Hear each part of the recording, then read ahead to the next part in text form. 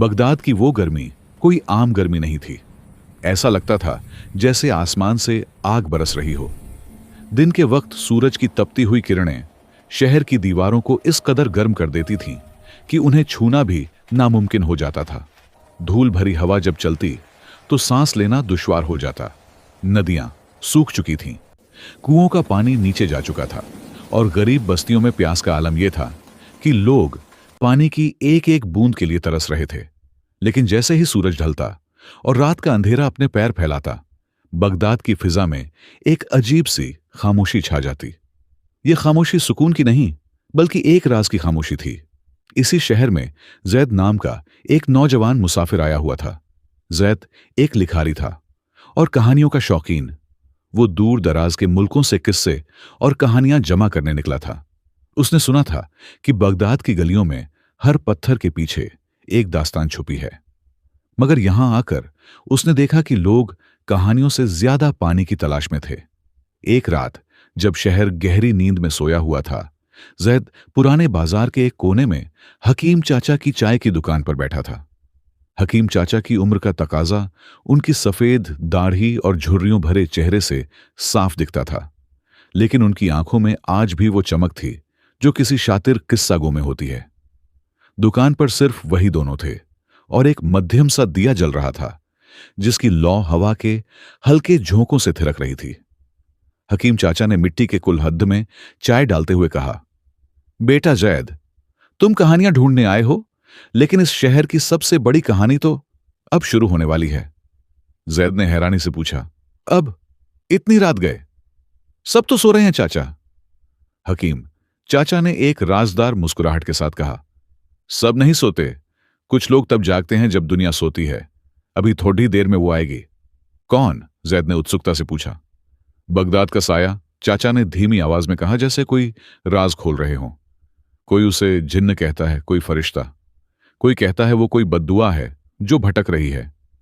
वो हर रात आती है जब गलियां सुनसान होती हैं, कंधे पर पानी की भारी मशक उठाए।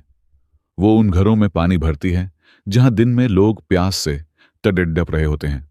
और सबसे अजीब बात यह है कि आज तक किसी ने उसका चेहरा नहीं देखा।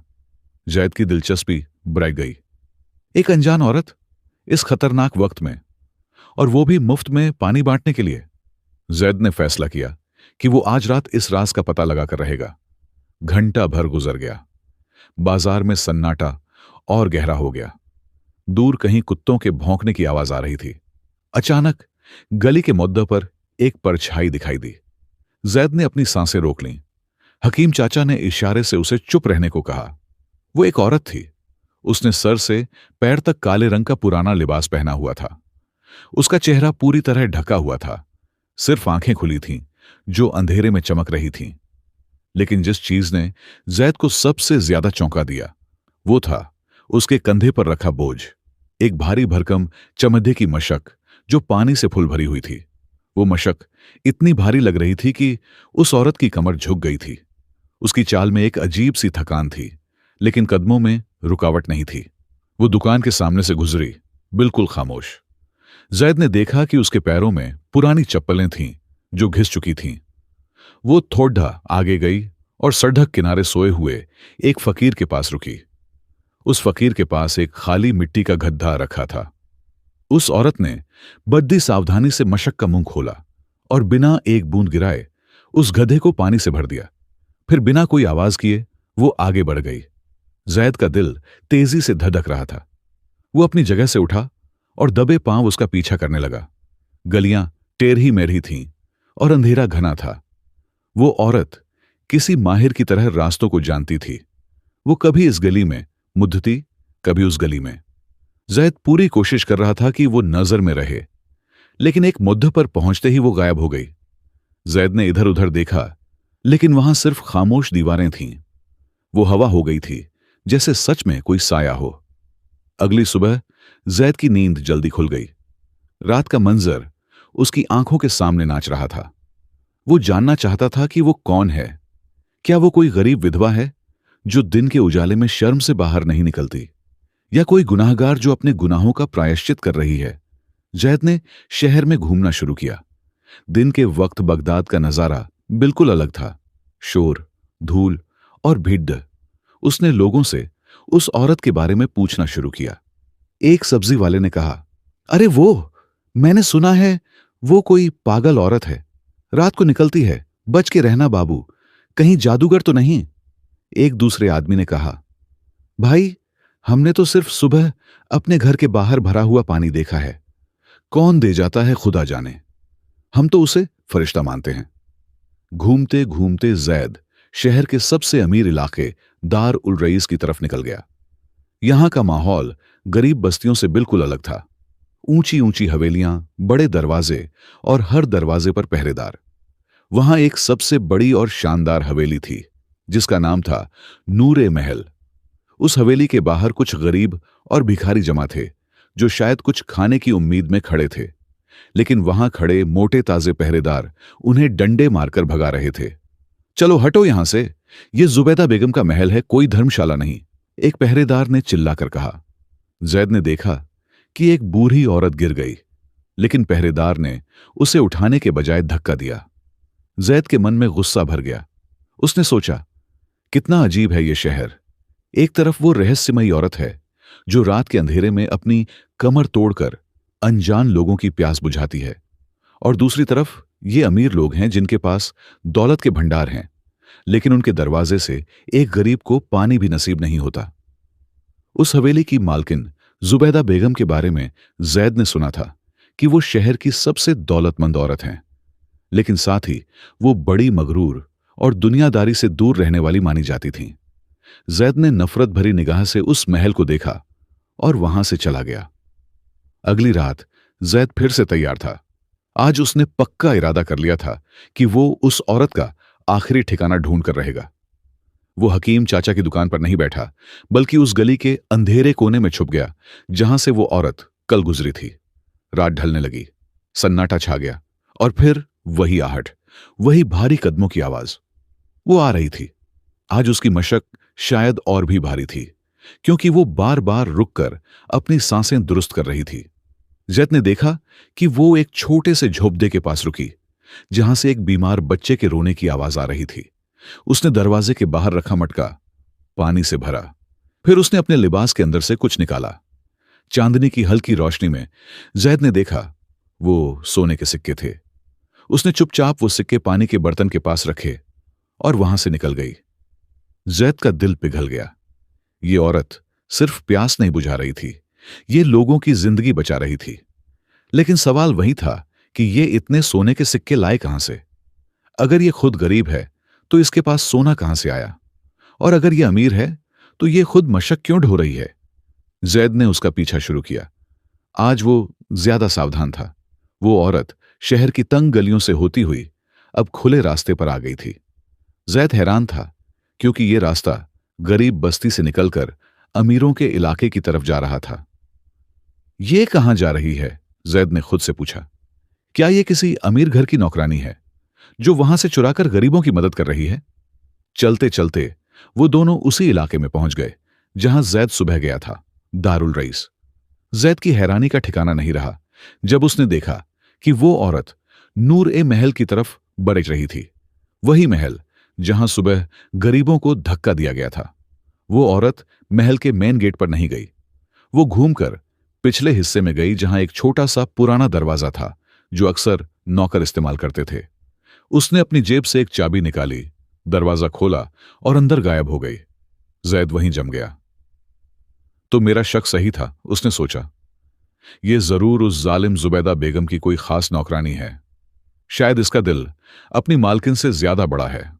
जैद वापस चला गया, लेकिन अब उसके पास एक प्लान था। उसे उस औरत से मिलना था, उसकी कहानी सुननी थी, और इसका एक ही तरीका था, जुबैदा बेगम के महल में दाखिल होना। अगली सुबह जैद ने अपना हुलिया बदला। उसने एक शायर और लिखारी का लिबास पहना, हाथ में कलम और कागज लिया और नूरे महल के दरवाजे पर पहुंच गया। पहरेदार ने रोका। क्या काम है? जैद ने बड़े अदब से कहा, मैं एक मुसाफिर शायर हूं। मैंने जुबैदा बेगम की शान में कुछ कसीदे लिखे हैं और मैं चाहता हूं कि उन्हें सुनाऊं। सुना है वो कला की कद्रदान है। पहरेदार ने शक की नजर से देखा, लेकिन फिर अंदर संदेशा भिजवा दिया। थोड़ी देर बाद उसे अंदर बुलाया गया। महल अंदर से जन्नत का नमूना था। संगमरमर के फर्श, ठंडे पानी के फव्वारे और हवा में इत्र की खुशबू। जायद को एक बड़े दीवान ए खास में बिठाया गया। कुछ देर बाद पर्दे हटे और जुबैदा बेगम वहां तशरीफ लाईं। वो बेहद खूबसूरत थीं। उनकी उम्र का अंदाजा लगाना मुश्किल था, लेकिन उनके चेहरे पर एक ऐसी रौनक थी जो अमीरी से ज्यादा सादगी की लग रही थी। उन्होंने महंगे सिल्क के कपड़े पहने थे, गले में मोतियों का हार था और हाथों में सोने के कंगन खनक रहे थे। जैद ने झुककर सलाम किया। जुबैदा बेगम ने मुस्कुराकर जवाब दिया और बैठने का इशारा किया। तो आप शायर हैं? उनकी आवाज में एक ठहराव था। जी बेगम, जैद ने कहा, लेकिन सच कहूं तो आज मैं यहां सिर्फ शायरी सुनाने नहीं, एक कहानी ढूंढने आया हूं। जुबैदा बेगम की भौहें हल्की सी सिकुड़ गईं। कैसी कहानी? जैद ने बात घुमाने के बजाय सीधा वार करने का सोचा, लेकिन पहले वो सबूत चाहता था।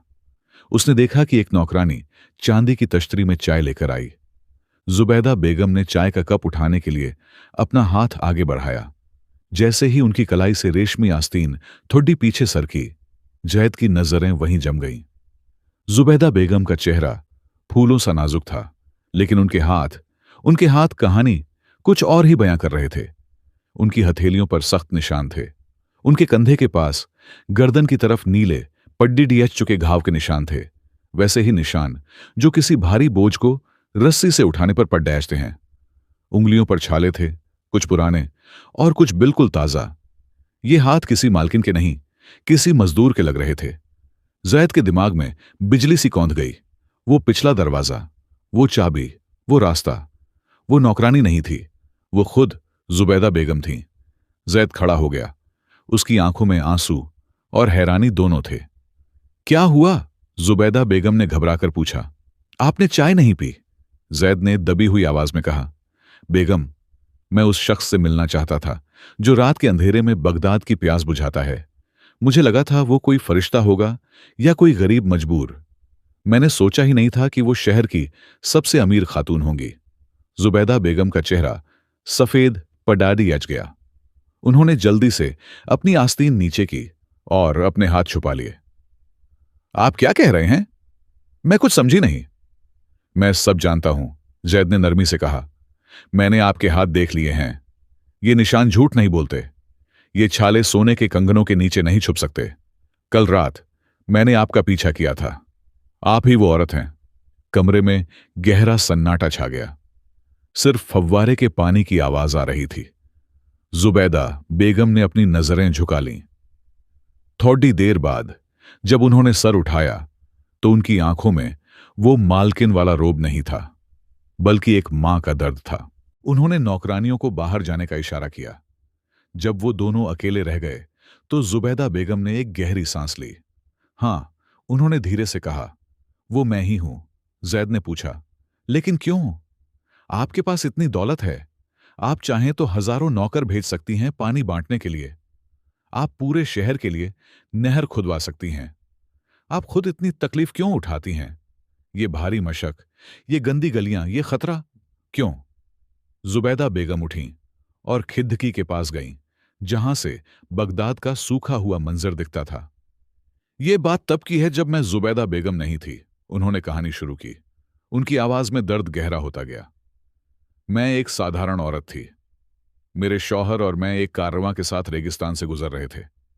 मेरे पास एक छोटा बच्चा था, मेरा बेटा अहमद। रेगिस्तान में तूफान आया और हम रास्ता भटक गए। हमारा पानी खत्म हो गया। वो रुकीं, जैसे वो मंजर उनकी आंखों के सामने फिर से आ गया हो। मेरा बच्चा प्यास से रो रहा था। उसके होंठ सूख कर फट गए थे। मैं कारवां के हर अमीर आदमी के पास गई जिनके पास पानी था। मैंने भीख मांगी, अपने गहने देने चाहे, पैर पकड़े, लेकिन किसी ने एक घूंट पानी नहीं दिया। सब अपनी जान बचाने में लगे थे। मेरी गोद में, मेरी आंखों के सामने मेरा बच्चा प्यास से तड़प कर मर गया। जैद की आंखें भर आईं। जुबैदा ने आगे कहा, वक्त बदला, किस्मत ने पलटा खाया और मैं इस शहर की सबसे अमीर औरत बन गई। मेरे पास आज इतना पानी है कि मैं रेगिस्तान को समंदर बना सकती हूं। लेकिन उस दिन मैंने एक कसम खाई थी। वो जैद की तरफ मुद्दी। अगर मैं नौकरों को भेजती तो वो पानी तो दे देते, लेकिन मेरी रूह को ठंडक नहीं मिलती। जब वो भारी मशक की रस्सी मेरे कंधे को काटती है, जब मेरे पैर थक कर जवाब देने लगते हैं, और जब मैं किसी प्यासे के सूखे होंठों पर पानी लगाती हूं, तो मुझे लगता है कि मैं अपने अहमद की प्यास बुझा रही हूं।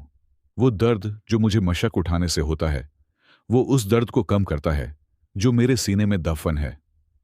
जैद का सर श्रद्धा से झुक गया। उसने कहा, बेगम, आप महान हैं। मैं लिखारी हूं। मैं आपकी ये कहानी पूरी दुनिया को सुनाऊंगा। आपकी मिसाल दी जाएगी। नहीं, जुबैदा बेगम ने सख्ती से उसे रोका। आप ऐसा बिल्कुल नहीं करेंगे। क्यों? जैद हैरान था। जुबैदा बेगम ने उसके पास आकर कहा, नेकी का मजा तब तक है जब तक वो राज है। अगर दुनिया को पता चल गया कि जुबैदा बेगम रात को पानी बांटती हैं, तो यह सेवा नहीं, दिखावा बन जाएगी। लोग मेरी वाहवाही करेंगे और मेरा ध्यान मेरे अल्लाह और मेरे बेटे से हटकर लोगों की तारीफ पर चला जाएगा। और शायद शायद मेरे अंदर गुरूर आ जाए।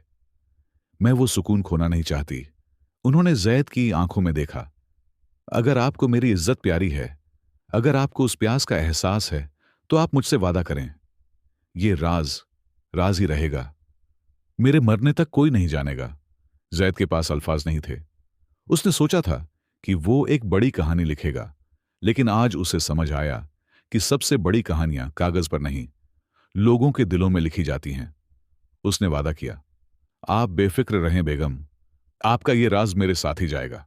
जैद वहां से चला आया।